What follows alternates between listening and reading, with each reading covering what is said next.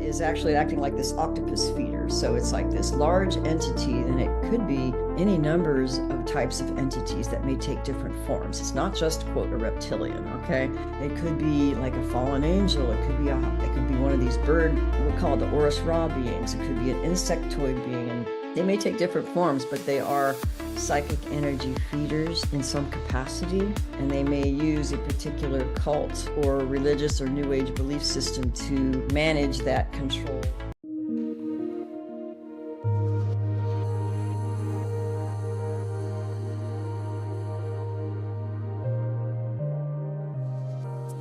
Aloha and welcome to another show, guys. Before we dive in, I want to take a moment to thank my new Patreon members for their support. A huge thank you to Kathy P, Nilda, and Douglas M for your generous donation. Your support helps make this show possible, and I truly appreciate it. Mahalo, guys, for your support. Aloha. If you'd like to join them and gain access to exclusive ad-free content, be sure to check out my Patreon. It's completely free. Now, today we're diving deep into the realms of alien encounters, mind control, and spiritual phenomenon with our special guest, Eve Lorgen. Eve is a researcher and author of The Love Bite and The Dark Side of Cupid, where she examines how alien influence can impact love and relationships. She also explores the connections paranormal and psychological phenomenon and shows how individuals can reclaim their personal power and break free from manipulative forces. Make sure to subscribe, follow, and hit that notification bell so you never miss an episode and you're always in the loop. You can also follow me on Patreon for ad-free content and access to exclusive episodes not available on YouTube. It's completely free to listen, guys, so please join my Patreon. If you enjoy the show and want to support my work, consider donating through Patreon or buying me a coffee. And if you know someone who would benefit from hearing this conversation, please be sure to share the show with them. Now, let's welcome Eve to the conversation. Enjoy the show. Aloha, welcome to the show, Eve. Wow, I recently heard you on another podcast, and your discussions on alien phenomenon and mind control in relationships were incredibly thought-provoking. But for those who may not know your work or are new to your work, could you share a little bit about yourself and what your professional background is and what led you to this fascinating, complex topic? Well, originally, back in the day, and I won't say how old I am because I'm from the San Francisco Bay Area. And my father worked as an aeronautical engineer for Lockheed Space and Missile Company out in Sunnyvale. So for my entire childhood, he had that job. And he also held an interest in aerial phenomena and UFOs and some of the early books that were out, even in the 60s and the 70s. So he had a personal interest, but our family actually, we all had abductions. And I didn't realize it until much later what this phenomena really was, because when you're young and you exist in this and you haven't heard of it before, you think you're just having dreams, or you see a craft or this being appears in your room and you don't know if it's real, and you think you just don't make the connections. So our family actually had that even before my dad had this military industrial complex career, which that is part of the phenomena, which we can go into later. But long story short, I think it's a genetic bloodline thing where they actually follow a bloodline, both mothers and fathers' lines, long before any kind of military industrial complex kind of involvement or collusion, which we know now with certain alien groups. So that was how I was kind of raised to actually normalize that the aliens existed. But my worldview at the time with my parents, since they didn't know about abductions, they just thought they were friendly beings from these other planets who are here to raise our consciousness, and they were kind of more into the new channeling contactee movement, which started more in the 50s, right? So I had a different worldview of what I felt this was, and I wanted to think it was good, but behind all that was like this weird trauma and blackouts and not remembering like what happened when the craft came and pulled me up and like weird stuff like that. So anyway, so that was how I was raised, but I really didn't start investigating the phenomena itself until after. Well, my first degree is in biochemistry. Um, Actually, before that, I did hospital pharmacy tech. I thought I'd go into medical school, and I changed my mind. I just did biotech as a career. Did that for about 7 years and realized, now I don't want to do that. So I studied Oriental medicine for a year. Thought, no, I don't want to be poking people with needles. I mean, really interested in the Taoist Oriental medicine way and the Eastern and the Western combined. But I'm like, nah, I don't want to touch people. I don't want to like poke them with needles. People hate that. So I ended up studying psychology because I really knew that there was something that wasn't being addressed with what I call anomalous trauma, which really started with, wait a minute, there's these alien abduction things going on, and it's being investigated more from a scientific, investigative kind of way, but we're not really addressing it from the psychological trauma recovery and the paranormal. What does this really mean on these deeper levels? So as I worked with more people who had these alien abduction histories in their family line, which means they have repeated abductions since childhood and in their family line. So as we studied and delved more deeply into these experiences beyond the medical or the missing time or the classic things you heard about in the 90s, I learned from the late Dr. Carla Turner and Barbara Bartholic, who are both now deceased, but their work was instrumental in going deeper into understanding a more deeper influence and manipulation of humans, especially sexuality and human relationships. And this is where the whole alien love bite thing came out, which really aliens were like manipulating and setting up love relationships or others or breaking them up, depending on what their agenda was. So, and there was a classic syndrome and dynamic of how this played out and how we could recognize it. But if it hadn't been for Barbie and Dr. Carla Turner, I would have been caught in the what I call the death throes of the alien love bite, because it's so profound and powerful and strong, and it reaches you on spiritual soul levels and even physical energy levels that most normal love relationships or even love obsessions wouldn't do. So this called into question a much deeper investigation, which I did. And then I wrote my first book called The Love Bite, in 2000, the year 2000, which, by the way, I mean, this is a picture. I don't know if you can see, it's a little bit glossy. And I'm doing an updated second edition with more material because I've had so many cases over the years. So this one addresses more of the alien ET angle of influence with respect to the experiencers. And then, so I did that for, I don't know, until I just kept getting more and more cases of people who's like, I think I got this like love bite, false twin flame thing. And I don't know if I had experiences, but my parents did. So we put things together, created questionnaires on what things really connect to be able to figure out what really happened and what are the markers for being an alien abductee in your bloodline. And, how does this might show up if you're having these relationships being manipulated, which they do. And it's not just because of having children who might be, quote, hybrids or some selective genetic, what we call eugenics or something. It's not just that.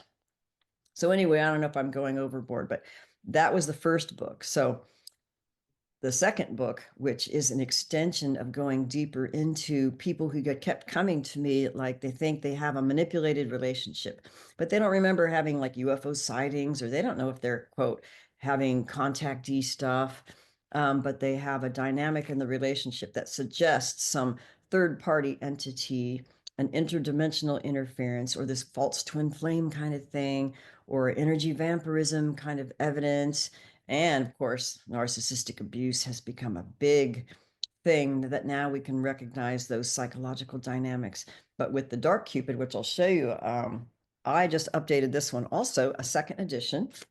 So this one has a new cover, and this is just the sample. So that's why there's that like thing going through it. But this one has like 30,000 more words from the original edition. So I have much more material, case studies in there. It's like fantastic. So anyway, I went into a lot more detail based on what people were sharing, and especially like this false twin flame thing and interdimensional beings, and how it goes deeper even into what people might recall in past life memories, for example, or agreements of entrapment with hosted gurus and sorcerers, or blood oath covenants with people in your ancestry, that kind of thing. Wow. So, yeah, it goes deep, but I believe that this is important in that if we can identify a type of culprit which is unhealthy and toxic, and people come to me because they're in distress, usually like a relationship that's just obsessive or weird, or they can't stop this connection between someone else, even though maybe it they broke up a long time ago, or they're having like an astral connection with someone they only like maybe met once or talked to once, but there's this ongoing astral corded connection and they can't get rid of it. So these things are much more deeply involved than a simple love obsession with simple psychological explanations. Yeah. Wow. Wow, that was very deep. Um, could you share more about your personal experiences and how they influence your research on topics involving aliens and possible other entities? Yeah. I think I forgot to answer part of your last question because I tend to just go off and off. But I do have a master's in counseling psychology that I did get back in 1992. So I was able to, I was going to go for what they call marriage and family counseling. So the emphasis was on interpersonal family and relationships. And then in addition to that, I took many different hypnotherapy courses on, what are these different strategies we can work with hypnotic regressions and internal family systems and all this trauma stuff, complex trauma. So I had to learn a lot of things along the way as a way to go deeper and really work with the complex trauma, paranormal, spiritual aspects of how are they doing this and what can we do about it. So having That's said that, I did have the quote alien love bite, of course. incredible. And I wouldn't have known unless Barbara Bartholick was close to myself and James Bartley and many others who were having firsthand experiences that we just kind of corresponded back in the 90s. I started a support group for people who've had alien abduction and similar experiences. And we met up in San Diego County in my home in Fallbrook, California. And so we would do maybe like monthly meetings, and then I would have ongoing conversations with Barbara Bartholick, basically on the phone, and we would talk about like what happened in the group and the weird woo-woo that would happen before the group, and how they'd cut your phone off and manipulate people before they got to my door so they'd get sick and want to turn around and run away, and helicopters following people and being followed by white vans. I mean, the whole 9 yards of the woo-woo X-File stuff. But really, when we started the group, this was following the death of the late Dr. Carla Turner in January of 1996. And she died of cancer, which was it was a targeted death. So it was really a homicide. It was really a murder from, we think, the aliens. And Barbie knew much more details about that and the medical consequences and the reports, which is actually in my book. I think I put that in the Love Bite and the Dark Side of Cupid. There was actually much more detail on what really happened to Dr. Carla Turner. So we were very concerned, but as part of this, getting this going with James Bartley, who is a well-known researcher and podcaster in Australia now, but he lived in Southern California along with me, and we did a lot of stuff together and investigated cases in the high desert of Southern California and in the Southwest. But in the beginning, though, I started having like one of these love obsession things with someone who I had met inadvertently, like at a UFO conference. And I was already married, already had like my child. My son was only 5 or 6. He was really young. And I didn't have any intentions on being interested in anyone else. It was just something that happened within a year or two after meeting a particular person, where there was an instant psychic telepathic connection, and then I would have dreams, and it would be like remote viewing dreams, and then I would be like accurate of all this stuff with this other man, and have like just phenomenal connection. And so that developed, and I didn't understand what was happening at the time until I talked to Barbie, and then I realized, oh my God. And then we would have strange interference when we even talked about it on the phone. Like you'd get caught off on the phone and being buzzed by black helicopters when we talk about certain people who are like very powerful in the field, who are connected on some strange level as gatekeepers. I mean, we're talking about X-Files. In fact, many of the early episodes of the X-Files some of the characters in many of their episodes were names of people who we worked with, like their name, and similar, like so similar, was like, oh my God, they knew about that. And it was like a show that made it like a joke about like the alien love bite with a particular person who's like a classic. I don't even want to say who, because I don't want to say names, but all I know is like, oh my God, they knew. Whoever their consultants were, they knew all the shit that was going on, with our dramas and, MUFON lectures in LA and stuff like that. So anyway, that was a learning experience, and it was very, on my personal level, it was so profound and very painful. I mean, it's like, uh, I don't know how to explain it. Being in an emotional concentration camp, of being put at your nth degree of your emotional and spiritual capacity of being able to handle it, so that you almost have a small death where, like, if you succumb to the love obsession and then maybe the negative psychological aspects of a core wound, then it could destroy you. It could cause suicide. And there were many who had suicidal ideations and depression for many years, who were on medication, who had come to me, who didn't know what was going on, and some people who've killed themselves. But luckily, I knew, because Barbie knew, and I prayed. I had a strong faith. So I had a type of, I just call it a type of near death experience, where it was like the death of a death of myself and my identity and what I believed, and just letting go to God, because it was nothing else I could do, or I would just die, because that's how bad it was. And then having to keep this a secret, really, from my husband at the time, and people who didn't understand, even like regular doctors or psychologists wouldn't understand this. They would think you're nuts. So having to keep that quiet and only talk with people who you could trust, who actually realized what was going on.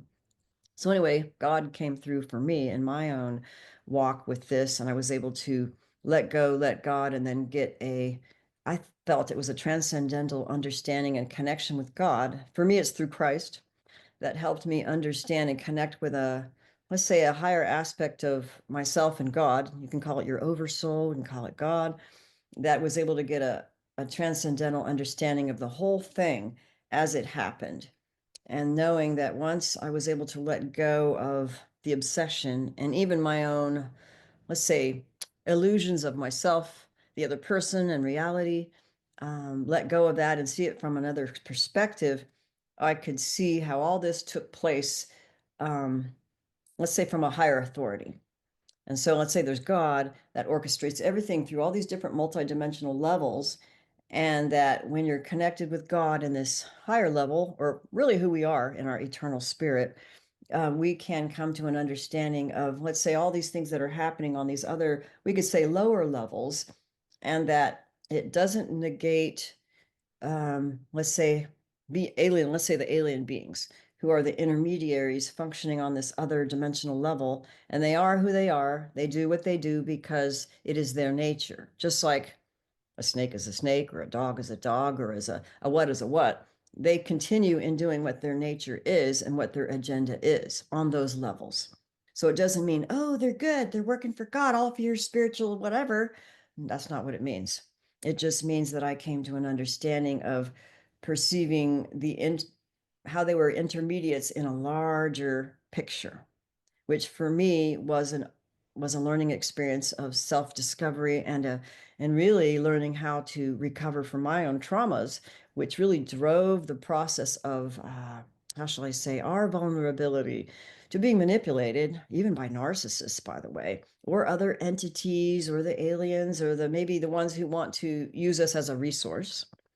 Our own traumas and misperceptions of our true identity, or our normalization of traumas in the family, can cause us to be vulnerable and not see the red flags of, let's say, a manipulator who's just like using us or manipulating us or whatever. We won't perceive it. But once we be clear on who we are, we work on our traumas, and we get deeper in it's our identity with eternal spirit, if you ask me, then we get out of they don't access as much, so they don't manipulate us as much. And sometimes, actually, I have pretty much stopped the abductions, so the abductions didn't happen anymore, at least in the same ways. And so this now became a study of what do we need to do or not do or become aware of to notice more and more subtle levels of accessing abductions or manipulation of our perception that causes us to create reality for them, the aliens or whoever, to live through us. So they live through us as hosts that give them energy to create reality for them. So this becomes even like a really spiritual woo-woo kind of question, that how subtle of our perception and how clear must we be in ourselves to be able to notice these things and then not allow them access to manipulate our perceptions to basically get inside and mess with us. Wow.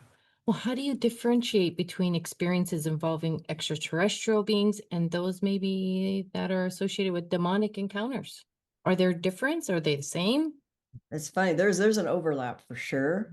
But there's definitely physical beings that they can, manifest physically and do physical things and appear that way, like in craft or whatever. And there are definite cases of the physical things. So, but there's also where they can go from physical, they can basically come in your room, open a portal, and then take you through a portal into a craft or whatever physically. And then somehow your physical body might go through I don't know, changes in density so that you end up on a craft or another environment. And then they affect you there in whatever way, but it still has its manifestation, let's say, as an implant in your body.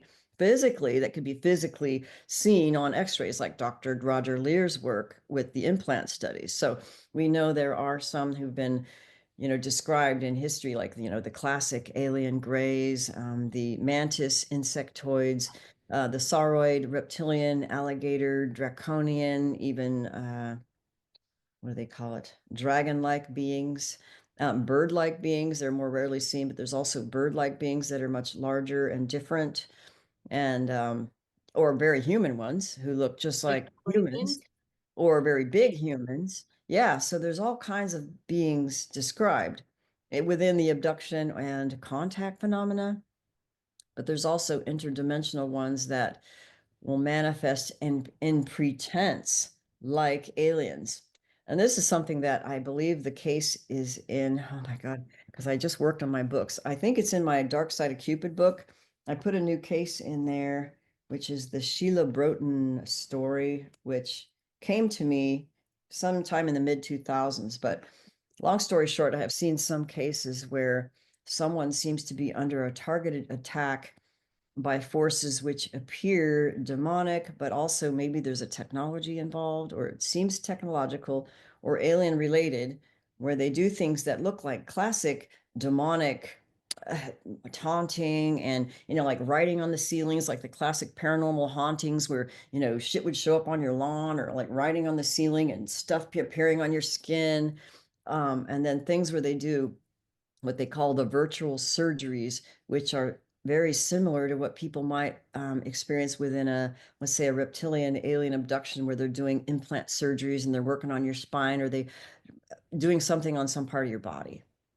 So, and some who have had it seems like the more reptilian demonic, they can have what you call the virtual surgeries that make it seem like it's an alien abduction, but in fact, it may not be.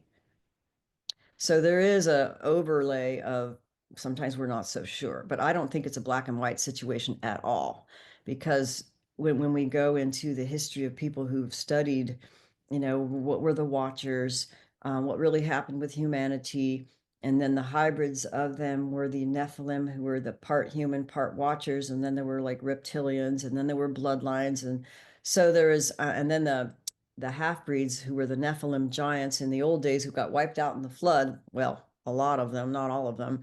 And then their spirits, because they were mixed with the counterfeit spirit, disconnected from God, because the ones that bred them on I guess on the male line, right? The Y chromosome, when you think about it, they're not from heaven anymore. I mean, they had spiritual properties, but they disconnected from God by rebelling and doing things they weren't supposed to. So their spirits basically stayed in the lower realms on the earth, and then the earth astral realms and under the earth. So those beings who are actually the Nephilim spirits who died and stayed earthbound are like the demons, who were the ones who were the half breeds of the Watchers and the humans in the beginning. So those are actually the demons that people talk about. But then there's some cultures, for example, this kind of goes off on a tangent, but I know that the Sufi mystics and many people in the Islamic traditions know a heck of a lot about the jinn, and like whole societies of jinn on the earth, under the sea. There's so much more that we really don't know in our classic, let's say, canonical biblical scriptures. So there's a lot we don't know, and I think we assume we know, but really there's a lot of variations. Yeah. Exactly. Wow. Have you encountered any of these stories in your clinic? In Oh your yeah. I mean, Yes. Can you give us some gosh, let's see. My stories? nose is running. It's an allergy thing. Hold on. Sorry, I can take this part out. Don't worry. I'm sorry. Well, don't I, be sorry. No, no, no. I'm trying to think. Well, I mean, because there's so You many. have so many. Do you have one that stands out that you can Of the tell us time about? Most of the time they come to me because of the alien love bite or the relationship thing. Whereas in the beginning, I was interested in all aspects of, well, do you think that you've had abductions throughout your life and your family history? And what are the commonalities? So I created a questionnaire, two different questionnaires. Actually, one of them is from Dr. Corrado Malanga of Italy, who is a very brilliant, like a PhD in organic chemistry from the University of Pisa in Italy.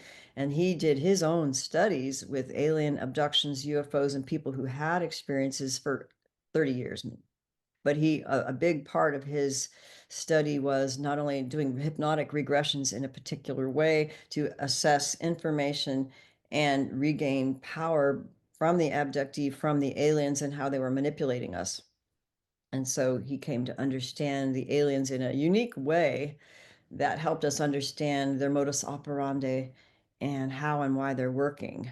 And I'm trying to remember why I even brought this up, but there's many cases that had helped me in learning how to become free from accessing because of what they're really doing, as opposed to the popular opinion, which tends to be maybe a more scientific view of what's happening physically, medically, the craft, and that kind of thing, and physical medical evidence. But in reality, there's much more going on that if we know how to deal with that, we would have more power over it, because I believe we're not seeing things correctly. We're not making the connections that, let's see, once I knew enough about Malanga's work, as well as the alien love bite and how they were manipulating, then I created another questionnaire that makes connections between things that I have found, like these are relevant connections that in the beginning, we weren't asking these questions about family histories. For example, I hate to say it, but let's say narcissistic abuse family systems, where there might be sexual abuse over the generations, which could predispose them to MK Ultra targeting, like Kathy O'Brien. She's very famous and has described this in detail, how they Illuminati families will target specific family lines because they know, and let's say there's sexual abuse in that line, which creates a high propensity that's genetically inherited for high dissociation, high intelligence, and high psychic ability, as well as sexual energy manipulation, which they do. And that's the primary traumas that will enable a greater degree of dissociation, which is necessary for the control and manipulation of mind control. So I Yeah. would say that aliens are doing something similar, or there is a spiritual permission, some kind of spiritual law happening in certain family lines and bloodlines, which people are more predisposed in certain family lines.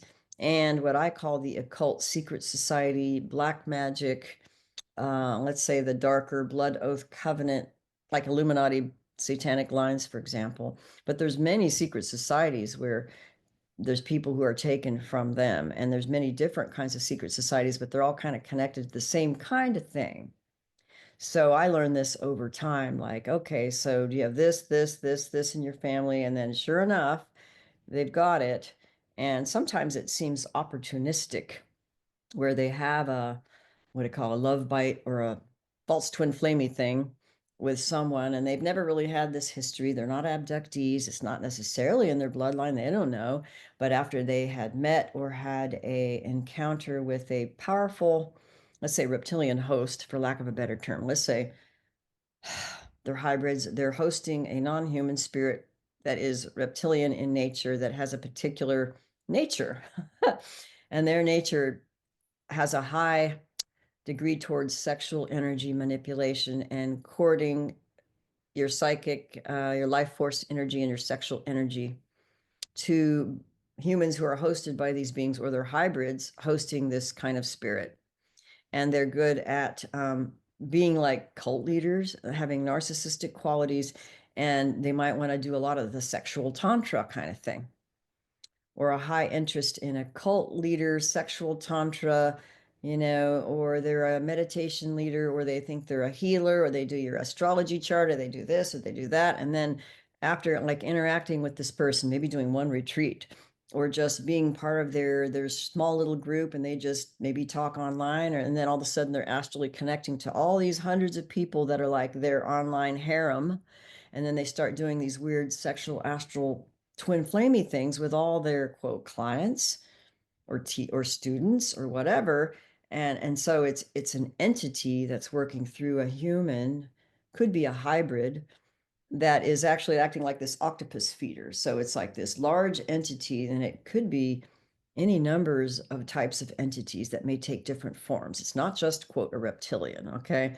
It could be like a fallen angel. It could be one of these bird, we call it the Orus Ra beings. It could be an insectoid being, and they may take different forms, but they are psychic energy feeders in some capacity, and they may use a particular cult or religious or new age belief system to manage that control system, or that Oh my God. manipulation of life force. Yeah.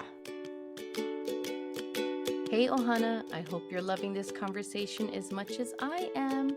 I just wanted to pause for a quick moment to ask for your support.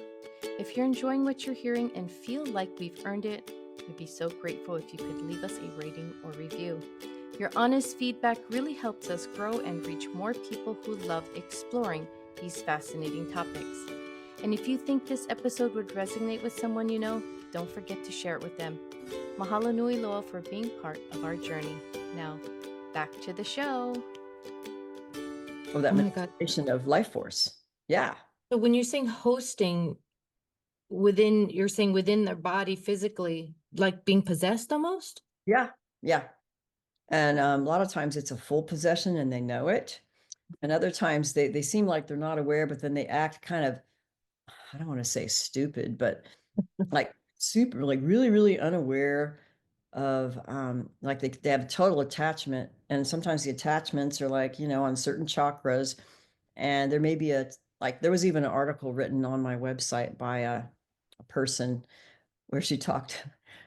The article was called the Birth of a Host, and it was how she observed like someone who became hosted over time by an increased dominance and connection to a reptilian being, to someone who was predisposed based on a personality type, which is largely narcissistic personality disorder.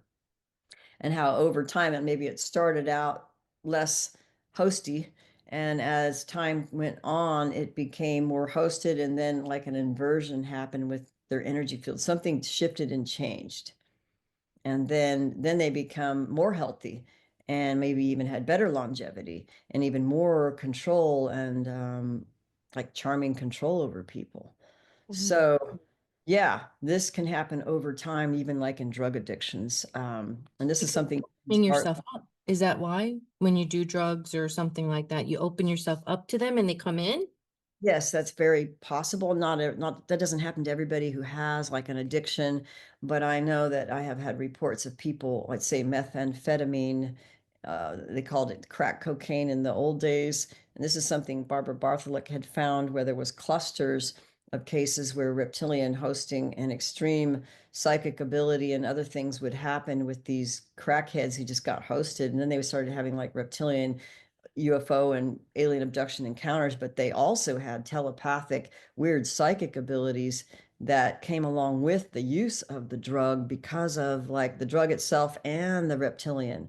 So, like, if you have one of these entities, like sorcerers and black magicians will They do this. They get a familiar spirit, for example, and that familiar spirit basically gives them information like a spy, and it makes them telepathic so they can see things and hear things, and they get like these visions or whatever, but it's coming from the entity who's like doing their jobs, and they made a pact or something. So It, I see a lot of that, you know. Yeah. speaking of pack, so you were talking about bloodlines and a family line. Do you think that it's a spiritual contract basically that maybe has happened Yes. 100 years ago, 300 years ago?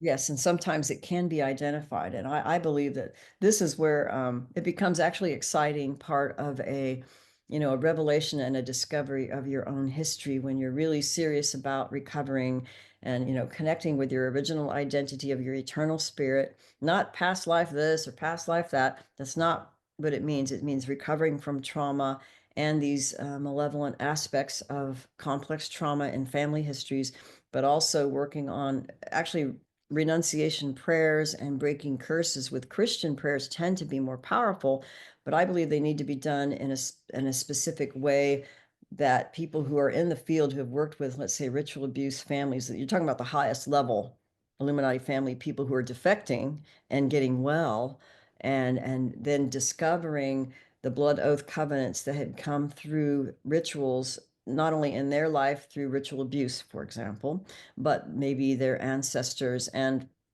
so what I do now, I mean, I work with not only complex trauma recovery and what methods we could use to get deeper insights, but also with prayers and working. If we work directly with Christ and with the Holy Spirit, then the Holy Spirit basically just gives you the truth or will show you what you need to know when you need to know it, and it will actually give you the insights and the memories and whatever. It actually shows you in your unique case what's happening and what might be connected things that allowed these access. And basically it's a hijack of your timeline and your birthright.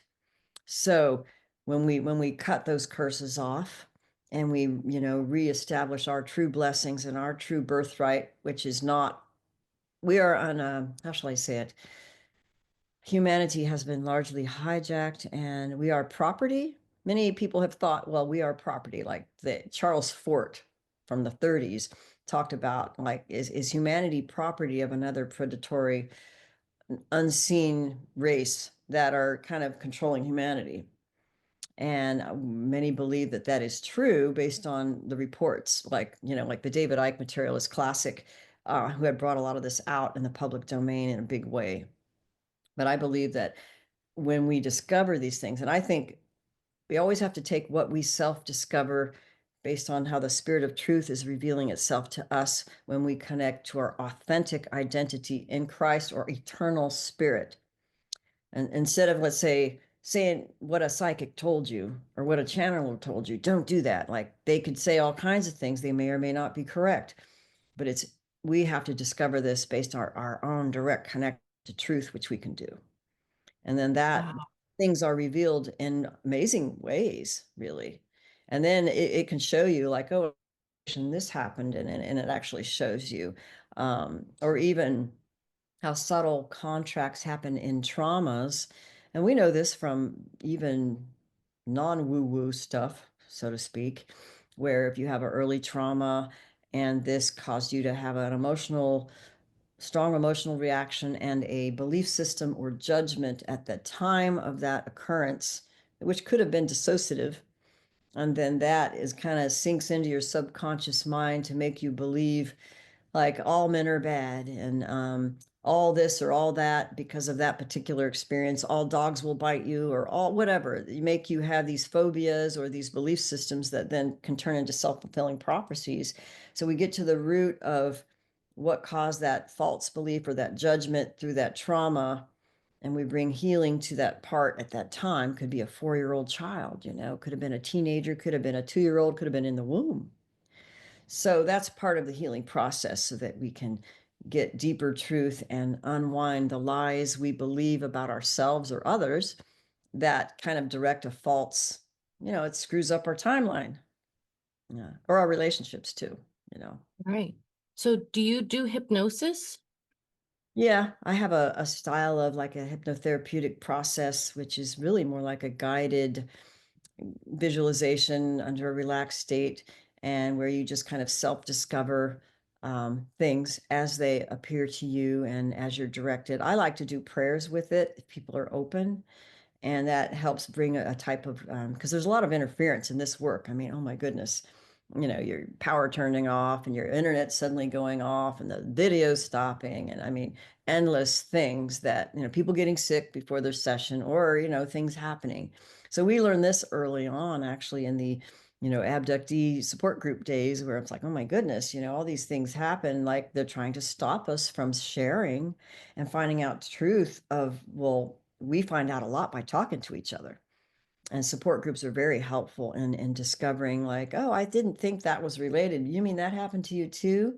Well, then we figured out, well, many people who are in these secret projects, like now they call it the secret space program, right? That became popular in 2014, 15 with the Corey Good stuff and Gaia TV. But really, this has been going on a very long time with the early Montauk, MK Ultra, Super Soldier, or whatever, that in your early, let's say, school days, you might have had these special tests. And they always would come and test you again and again, like the hearing test or another type of test. Or you would be in the gifted students program, and then they would take you on these special field trips, and then you drank the Kool-Aid, and then you're like, what did they do when you, after that, drank that Kool-Aid and you went on this little special hidden thing, experimental group that got you involved in a project kind of thing. So there's all kinds of variations to these secret woo-woo projects that are connected with clandestine alphabet soup agencies or whatever, but also connected to the alien abduction phenomena. And I believe that if they know you're in a line where, I think they followed people after they really knew this was happening officially, since this whole Eisenhower Grenada contract, or what do you want to call it, way back when. And then they had the list of the families who were being abducted, because somehow they got a list. If they, brought them back and didn't hurt them, then in exchange for technology, you can access our population. We give you permission, right? So they just kept doing what they're doing over time, and then, didn't stick with the contract and just messing with people even more and more and more. And then other human groups started knowing who these people were, and like, how are these people different? And how can we utilize them and dip them into another project and use them as an asset in a MK Ultra or a secret space program kind of thing? So that's what you're getting a lot nowadays. And then these people have stronger evidence or manifestations of manipulation in their lives and in their relationships, with being handled and targeted with like love bitey, they may be set up, or there's this profound connection with somebody they think is their twin flame or whatever. And then they're both like assets in a secret project, but then they may use them to handle each other, or one handles the other. So when we want them to go into a recovery process, so that if they have these alter personalities that are trained in these secret programs, or by the aliens or with the aliens, the whole idea is to integrate and to heal the trauma, so that we have control over the parts that they're accessing without our permission, so that we're no longer handled if the altar hasn't been healed. But if they're connecting us in the unhealed altars and these love bitey things, which they can do. I mean, we've learned about this. It gets very complex. And that's why I wrote the book, so that we can know all these little details of, how is it really happening in your life? And what do we know about the partner and their history? And why do you think you guys have this special connection? And sometimes they remember past life connections. Sometimes they remember that they've been on these, it wasn't a past life, but it was let's say, a time travel op in some secret space program thing, like a real X-File kind of thing. So yeah, I get a lot of weird reports. Are there certain markers or signs that people are hosting or possessed, or whatever you want to call it, by these entities? Yeah. What are some of these? Probably the first thing we noticed, and this is, let's see, it's in the love bite. I think I put, there's so many stories. The first thing we noticed that was dramatic, let's say someone had a love bite, or like in one case, I don't think that's in my book. It should be, but it's not. It sounds funny, but it's not funny. It was the reptilians in the strip club case of a woman who was married to a husband who started going to these strip clubs, right? And so he had a narcissistic personality disorder, really wasn't very aware, drinking, going to strip clubs, like got addicted, sex addicted to these strip clubs. And so after going, and he picked up a reptilian entity from the, the lap dancers or whoever, right? And then got hosted, so that when the woman had sex with her husband, she started noticing this overshadowed reptilian sauroid entity. Like, you basically see it right there when you're, having sex with someone, and like during orgasm, it would come in and to like get the energy, and then you would just see it right there as if it's overshadowing during that sexual contact or during the orgasmic phase sometimes. But it would go in and out, but then pretty soon it's always hanging around. Like it would be like you'd always see something on the shoulder or the back, or there's different ways that clairvoyant people would see this. So that's one way to get it, would be like a narcissistic person who gets it through something like that. But sometimes it's through sexual contact with a person who is already hosted, then you get that linking. Um, and sometimes you think they're born a hybrid, and they have that spirit already in them. And a lot of abductees, some famous ones, have claimed that they have, three spirits, or like they have part reptilian, part human, and part insectoid soul, or they have, different soul parts or whatever. But if Dr. Corrado Malanga did an assessment and a hypnotherapeutic process with them, they might find out a different story other than the one that the abductee is being told by their entities. Okay, or what they believe. So it would be more of the the aliens will link in, different kinds of aliens will link in literally in your brain mind, let's say, and then they will feed off your eternal spirit as a battery to power their will and their consciousness as a host living through you, so that you think your soul is part reptilian or part insectoid or part this or part that, and that ain't, they're just hosting, and they're just manipulating the original soul by hosting. So, and there can be genetics. So there's a thing that's very interesting, is that there can be genetic modifications and augmentations.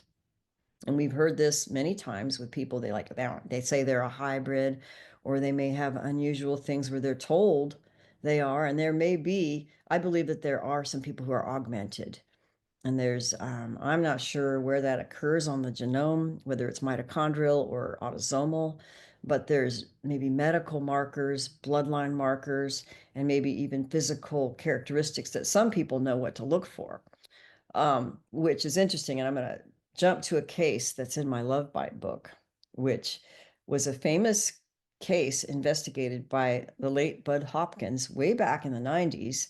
And it was I think he called the book Witnessed. The woman abductee who he followed with many different abduction accounts and investigations. Linda Corteil was the name they used in that book.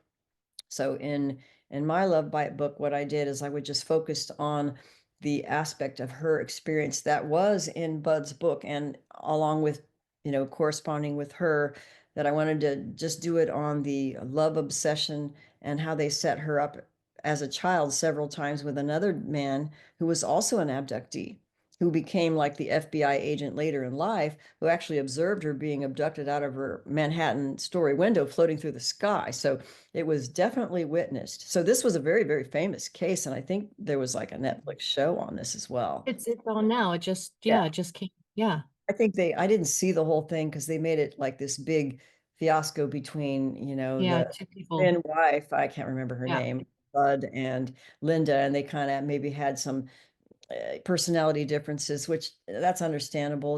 These things happen, but it doesn't discount that Linda had very genuine experiences with absolute evidence, and these things did happen. And she was set up through childhood, and it happened to not only her, but this other man. And so, anyway, so I just did a zoom in on what are the qualities of this love obsession setup in her case, and just to show that, this is happening, and this is like a good classic case of a closer view of how they're manipulating actually several people within the entire drama that in a different way by these, like, see, overseeing aliens, and what their agenda might be with many different people involved in the entire investigation. And because we know now it's more than just the relationship or setting two people together, because she was married to another man, had children with another man, and she's still married, as far as I know, and has kids and grandchildren with her original partner. So they don't do this just to have like some hybrid child with the person they're setting them up with. It's like a love obsession. It just like disrupts their whole friggin' life, you know? I mean, it does for many people.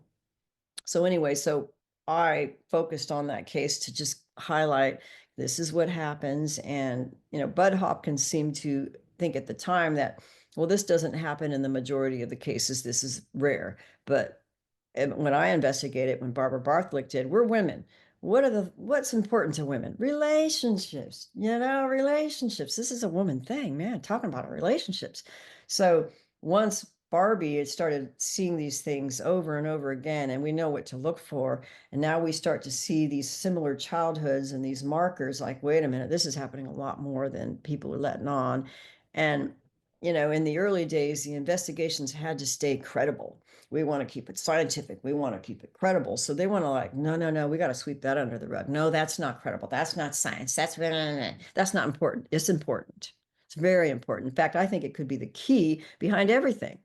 So in The Dark Side of Cupid, I definitely made the statement that if we ever do have, quote, UFO, ET, alien disclosure, this better be part of it, or you ain't getting the whole story, because I think the root cause of everything is hidden within this. And that's my view as a woman and as a spiritually focused person, to see what are the hidden dynamics.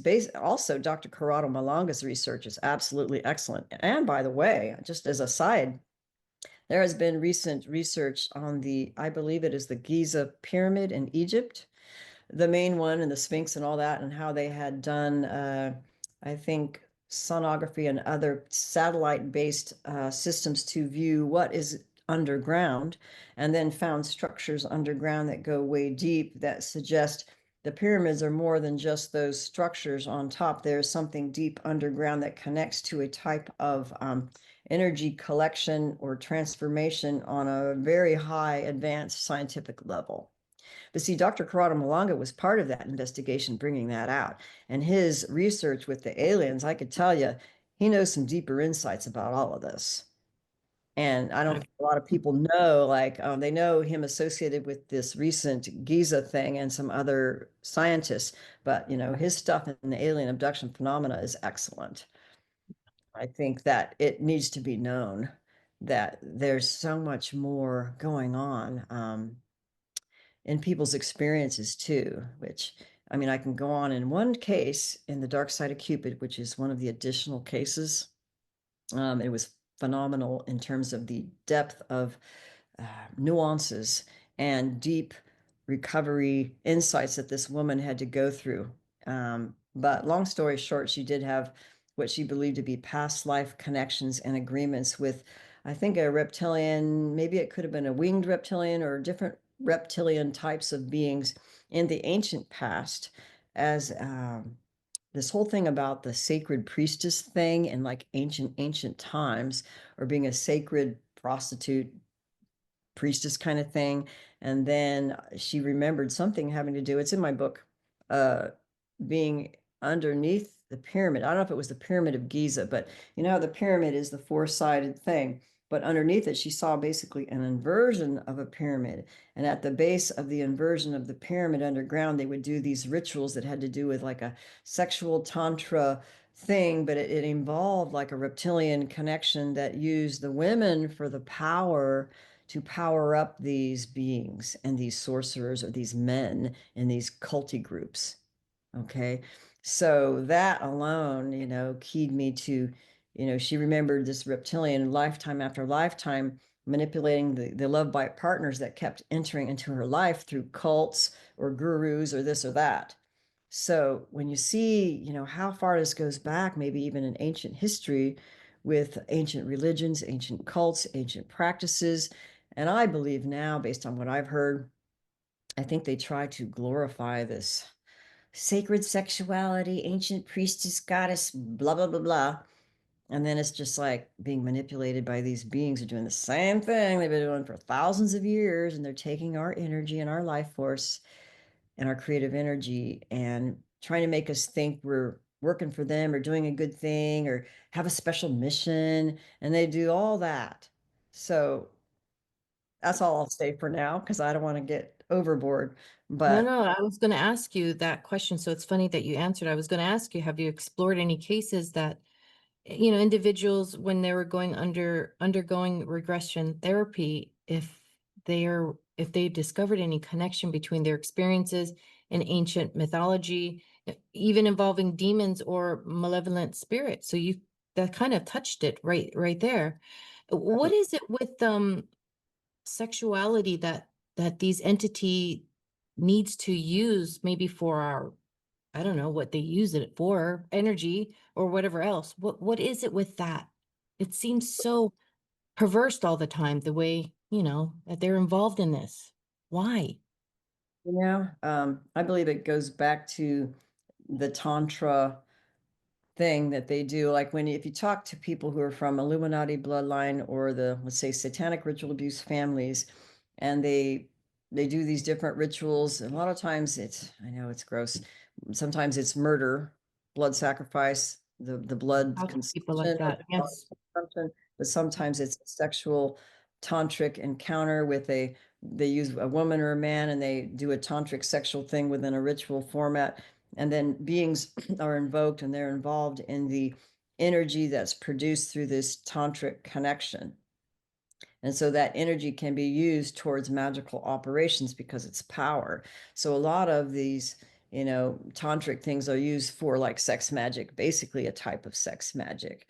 And so I think these beings on these, like reptilians, are very good at being able to, let's say, spontaneously activate your Kundalini energy, sometimes through another person, but sometimes it seems to be spontaneous in a way that it's very unpleasant. It could be scary, for some people. And other people, they could say it's pleasant, but it could drain their energy. But long story short, it is an energy harvesting for power. And it, leads me to believe that why would they need that from us if they don't got it or they lost it or they lost some connection to the divine? So they have to use us for energy and then all the while making us think they're gods or think we're special and doing a special mission for their whatever. And then, oh my God, we're just being used like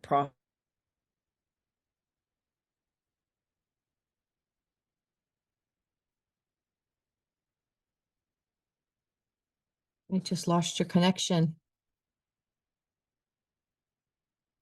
let me know when it stops because Oh, yeah, the video froze. I know. of course, just when you're getting into the I'm sure son of a they're gun. It I know froze that. there. We'll have to talk about the root of it. Like, okay, got Why? it. Why do they do that? They just don't want the information out. How do they? I mean, there's millions, probably, yeah, billions, I don't know, people talking about stuff. How do they hone into just us? How does that work? I suppose we have something they don't got that they want. That's true. So, so it's all, and it's amazing. I've actually reduced it to, I don't want to say I reduced it to a single way of trying to understand the difference between authentic, real, eternal spirit goodness, like Christ, whatever, Mhm. versus, let's say, the counterfeit spirit, which is talked more about in the Gnostic, let's say, tractates of the Nag Hammadi library and some of these other systems of belief. But it's also known as the adversary in the canonical biblical scriptures. But it really is, I think, one and the same. But I think you get a deeper explanation of how the counterfeit spirit operates within, let's say, the Gnostic perspective. But I believe it is all the same.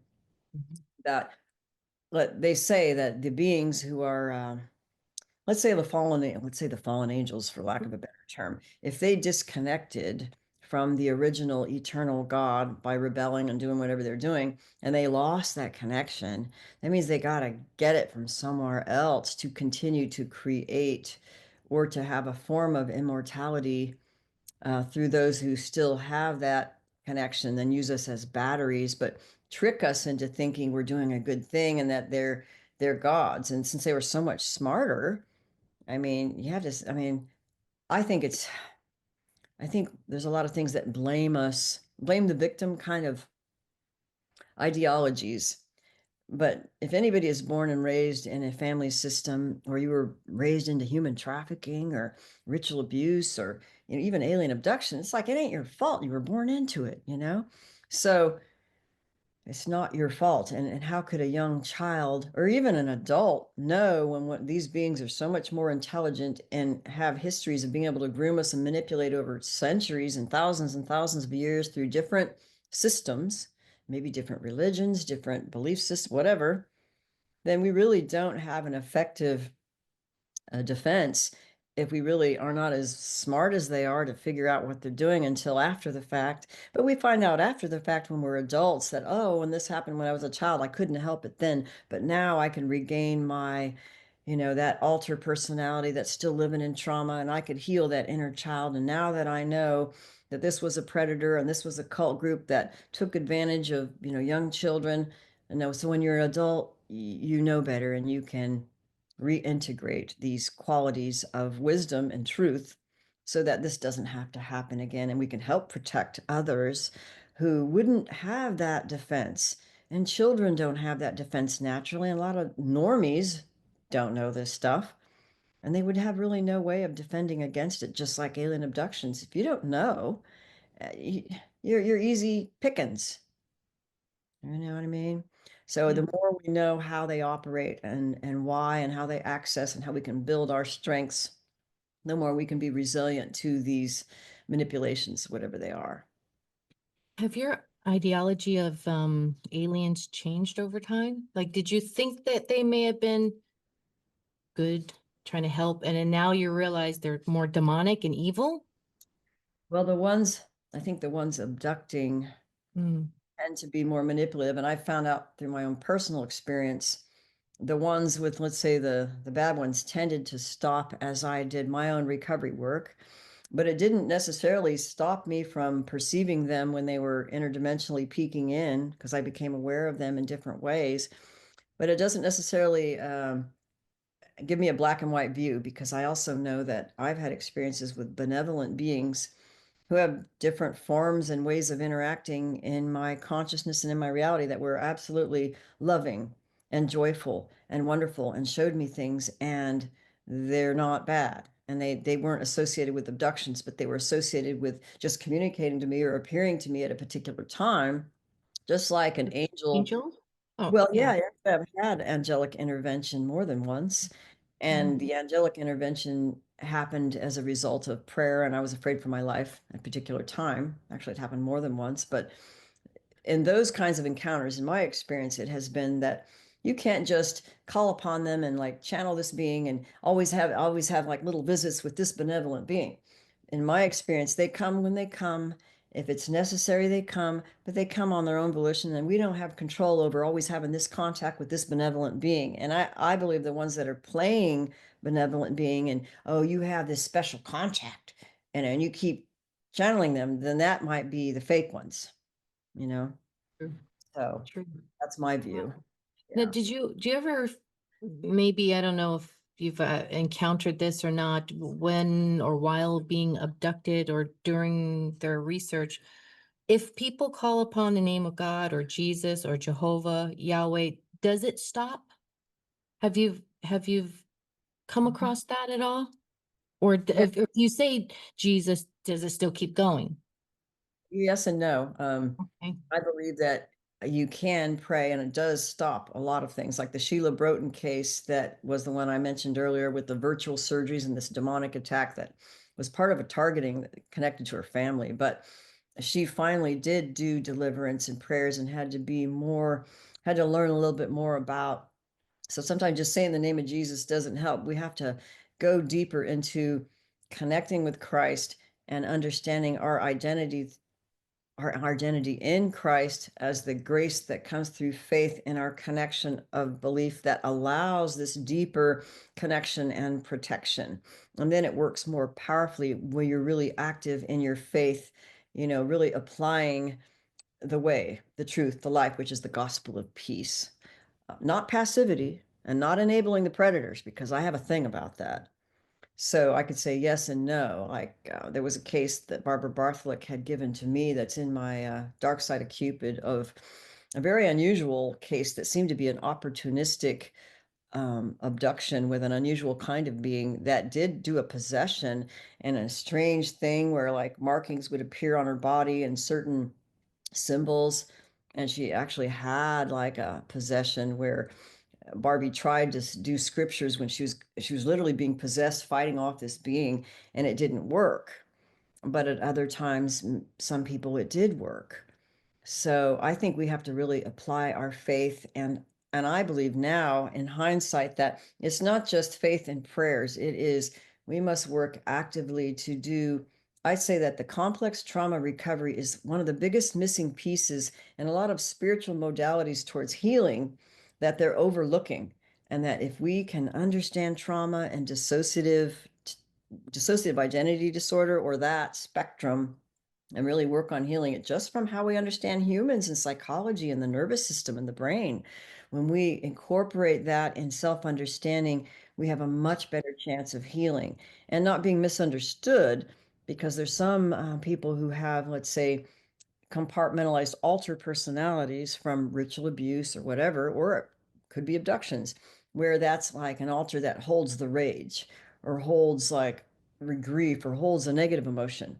And then somebody who's unqualified trying to do a deliverance ministry saying, oh, that's a demon. We got to exorcise that demon. And that ain't a demon. It's an alter personality.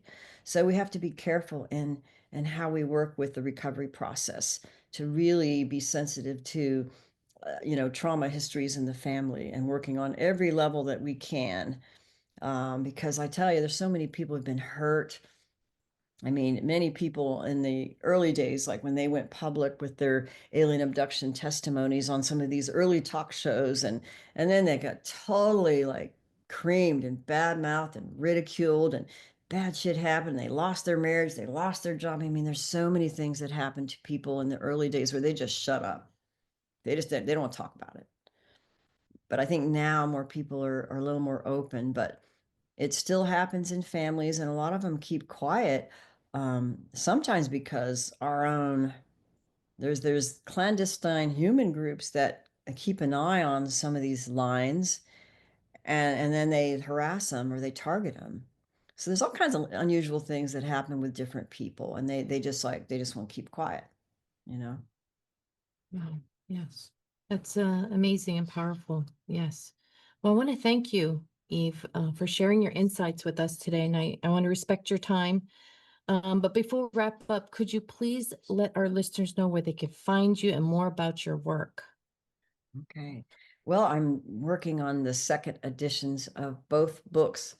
And the Dark Side of Cupid one is out now. I know it's out on Amazon, Kindle, and hard copy, and maybe also through some of other distributors.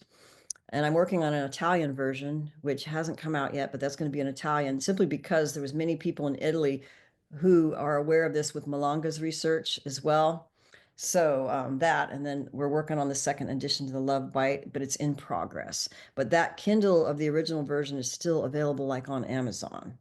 So I just wanted that to be known. And I do have a website. It could be used updating, but hey, I'm not IT savvy, but it's evelorgen.com.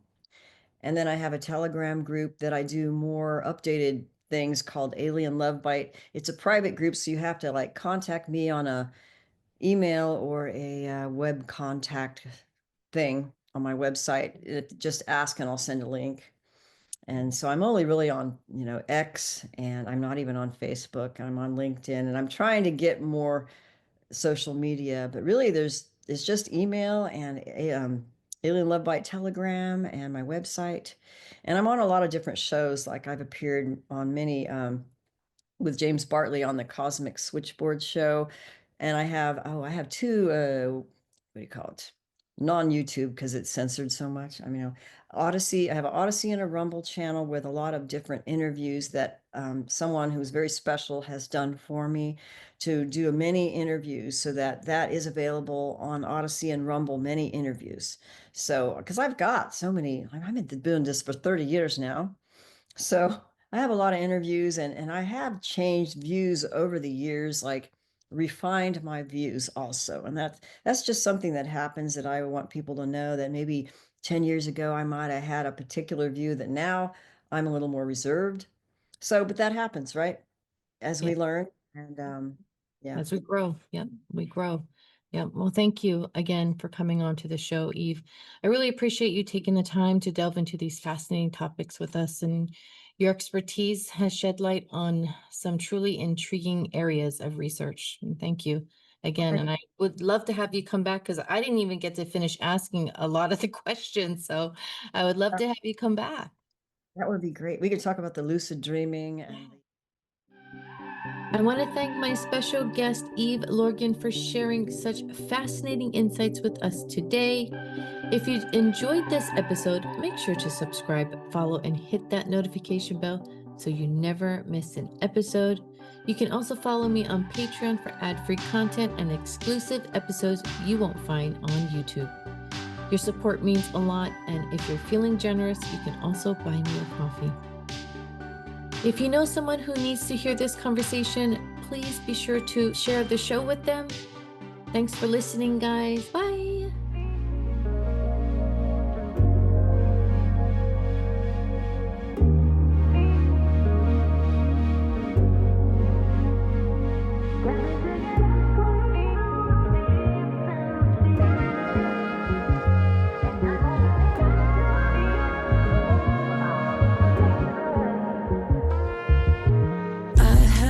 Too far, I can't focus. You say who you are, and I've noticed. If I fall apart, could you hold this?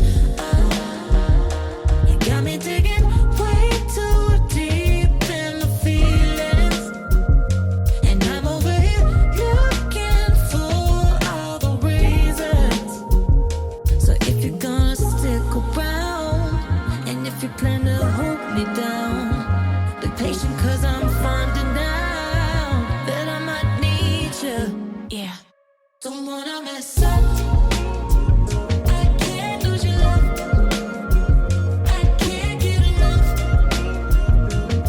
And I'ma keep my heart right by my side. Yeah, I can act tough. Don't need all the love. You got me messed up. Matter of fact, you might just be surprised. Yeah.